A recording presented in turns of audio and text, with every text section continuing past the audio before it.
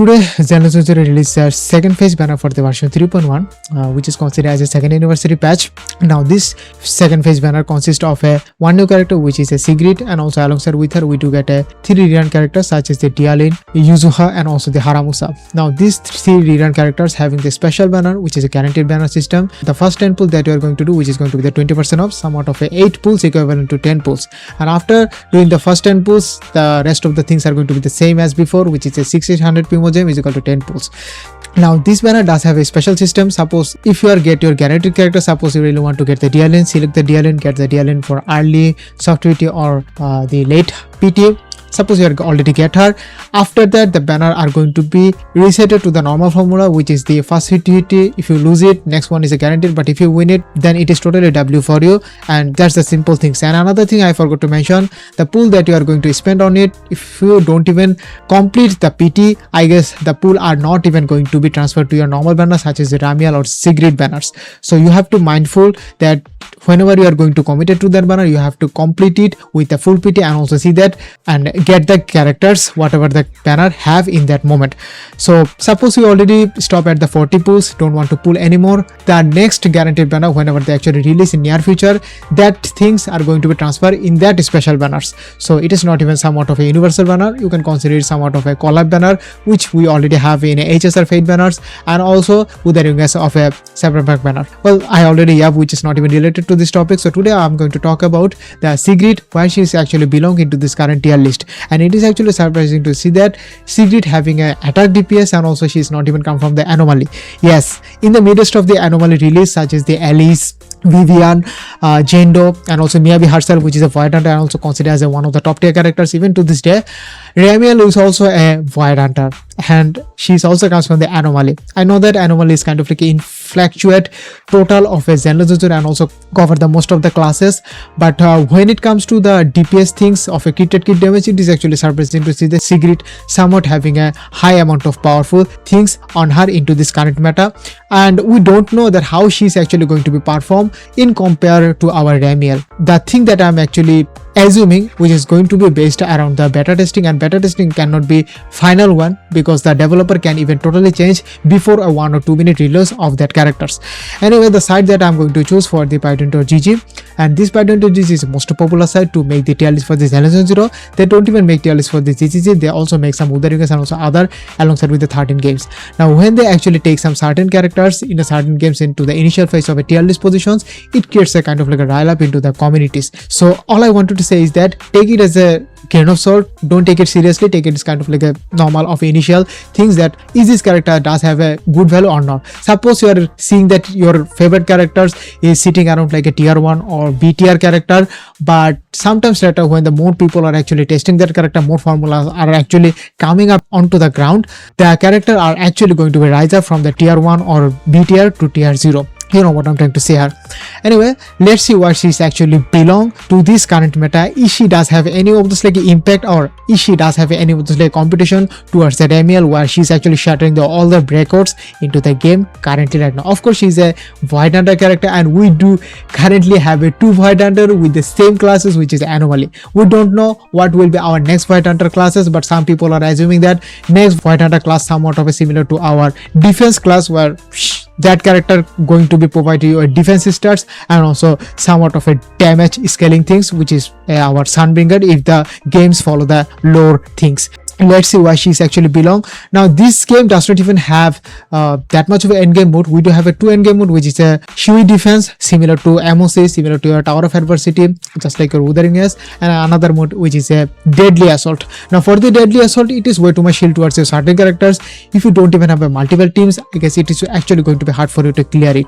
Well, I'm not going to say anything at all, but this tier list is going to be based around the Shui defense only. And let's see why our Sigrid is actually belong to this current tier list. For the tier 0, I am not even seeing her, and I cannot even see any of those like a character goes down from the tier 0 from the previous position, and also no other character are move up to their previous position to this tier 0. Well, it is actually fascinating to see that nothing has been changed just by having the Sigrid on their account or on the game. Okay, for them, she is actually a tier 0.5, but they are putting her into a watch tier list. Now when this site actually put these types of eye icon to a certain character's face, it actually means that they really need to test that character a lot to see that where they actually belong. So after some times later, when they actually see her full potential, she might not even be a tier 0.5, she will be actually tier 0. And currently the game is actually totally shielding towards your anomaly most of the times in the Shield defense and also the deadly assault. Of course, when a new character release for the sell purpose, they always going to be shield towards that character's element and also alongside with the character's best in team members. And for the Sigrid, I'm not saying that she's actually best in team member for the Ramiel, but having her own team member with some other characters such as the Astra Yao, Nicole, and also Dialin, somewhat of a best character for any of those like a DPS character. If that DPS character does have a crit on kit damage, he is actually going to be perform for your anime character, as well as just because of her kit is way too much universal, giving you a assist things and also the quick ultimate without having to rely some like a restriction. Okay, after testing, I guess she does not even going to rely on the tier 0.5. She will actually move up to the tier 0 since the current content is shielding towards the Ramiel and also the Sigrid. And the most fascinating thing is the Promilia is going down from the tier 0 to tier 0.5. I have no effing idea why she is actually moved down from its previous position. There is not even going to be a great reason, since the Ramiel base team member is also going to be built around the Promilia. Well, she does have a team where Arya is also considered as a best in slot team member. Currently, right now, we don't know what future is actually awaiting for us for the Ramiel to have another best in slot team members. For current position, we do have a two character who can actually do a 100% score in any of this like end game mode, and that first character is going to be the Formia and second character is going to be the Arya. And the character that should be goes down should be Arya, not the Familia, because Familia as a character, she can be played as a sub DPS and also can be played as a main DPS. Just because of her kit can give you a whole team member with a good amount of anomaly proficiency, somewhat of a defense resistance, but that defense resistance are going to be helpful for your ice character since she comes from the ice element. And another important thing is that before our vanilla need is, she does somehow apply the wind sweep damage, which is actually specialized damage for the wind characters, and Valene is our first wind character and we don't know when the next wind character will be released, but for up until now the reaction she is actually provided, which is a wind sweep, and before her Promilia was somewhat giving us a wind sweep but not even a fully one, what your Valena is actually specialized about. I'm actually surprised. The character should be goes down, which is Arya, not the Formula, because Formula value is way too much higher what Arya actually going to give you. And other character totally remain to the same positions. I'm not even saying any of this like changes. The Panda guy is actually moving down. Of course, this guy is actually living up to the name of the Wishuan. Wishuan is a Rapture character. Same goes for our Jufufu. Jufufu was somewhat of a similar of the Dialin. You can consider as a cheap version of a Dialin. Why am I saying this? Because she can give you energy recharge with being off field with a periodic time. Yes, but for the Dialin case, she doesn't even any require of those like a restriction. All you have to do, fill up her skill and also some of the like a stack, which is really easy to do that. Activate your skill and select your character, whatever your character really need to do the ultimate, and boom, that's the simple thing that you have to do. If you do have her E1, or you can say the Constellation 1, she can even have all types of resistance damage bonus towards the enemy, while your whole over team member actually going to do a much more damage than before. That's the much more important things. Okay, I'm not seeing any other character actually moving up or moving down. All the character remaining to that similar position. But one thing is for sure, Nekomata position from tier 3 to tier 1 is actually way too much promising. I think she will actually going to be move up to tier 0.5 in no time. The reason is that that amount of change they already bought her into the kit is similar to our Alice. Where our Alice? Yes, she is. Just having a standard character and also giving the similar capability what your Alice could be, just being a limited characters, is actually abysmal. Okay, that's all for this like normal changes. Let's see what they actually have it to the review section for our Sigrid. So for the review section, they are already provided to the pros and cons. Let's see the pros.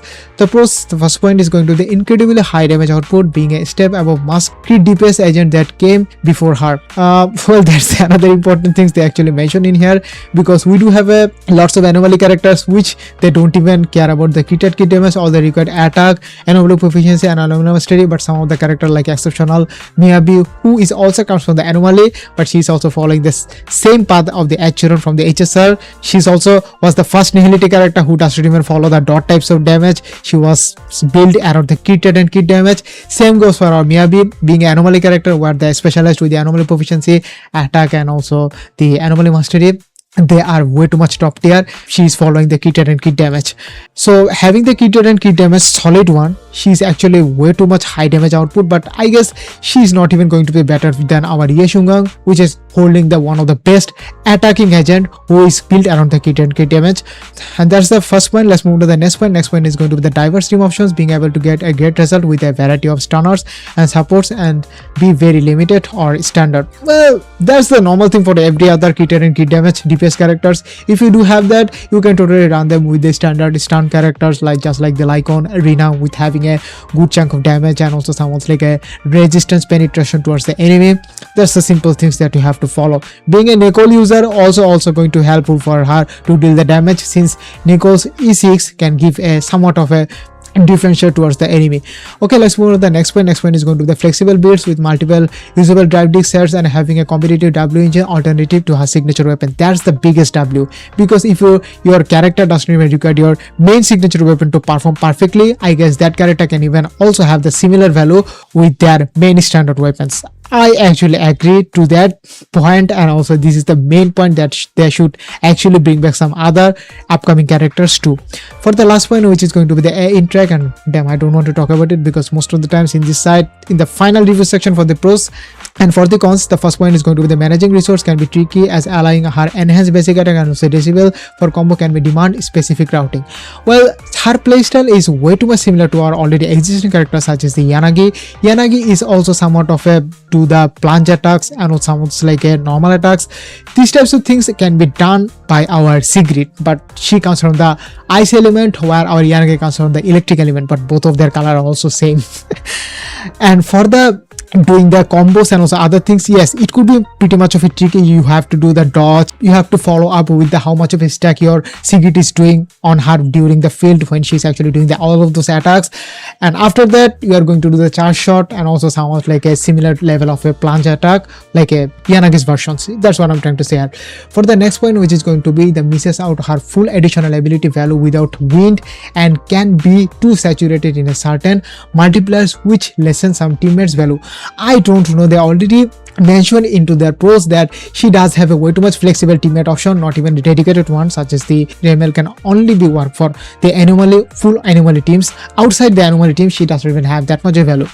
But the thing that she is actually required, which is a wind character to perform her perfectly, and currently we don't even have a wind stunner, but in upcoming patches we do have a sneak peek that there is another character who comes from the stun class, and also the her element is a wind character, and she's going to be our second wind character after the Valina. And I guess when she's actually going to be released, if you are a Sigrid puller or you can say the Sigrid fan, I guess having her and also building around her team with her going to be a perfect pair for you. For our next point, which is going to be the frustrating to roll substat for, as she can easily overcap to be treated. I guess this should not be cons one, this should be pros one, since her kit does have a high amount of kit value, which you don't even have to have the god roll on your substats. Yes, sometimes some character really required months or more than 1 or 2 months to build there with a perfectly godly piece with a double crit, which is somewhat of a unacceptable in some cases, but if you are being lucky, I guess this is not a very problem for you.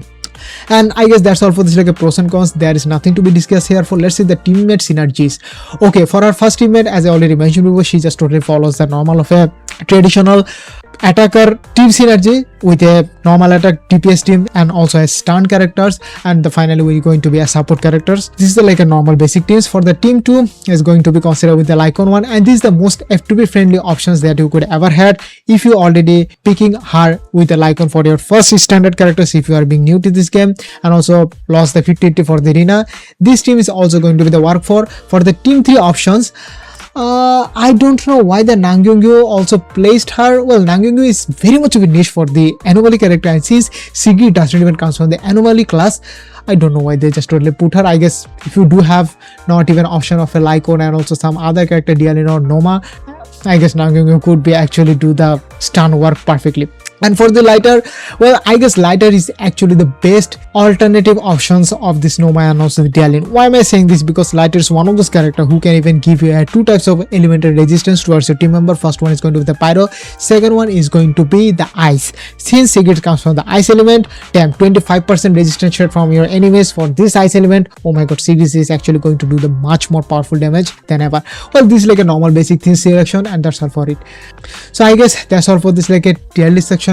Only one character already been released for the second patches, so there is nothing to be discussed broadly. If you like it, leave a like. If you do have any more questions regarding her position into this current meta, you can totally let me know in the comment section. I will be replying you there. So wait for the next video. Up until then, peace.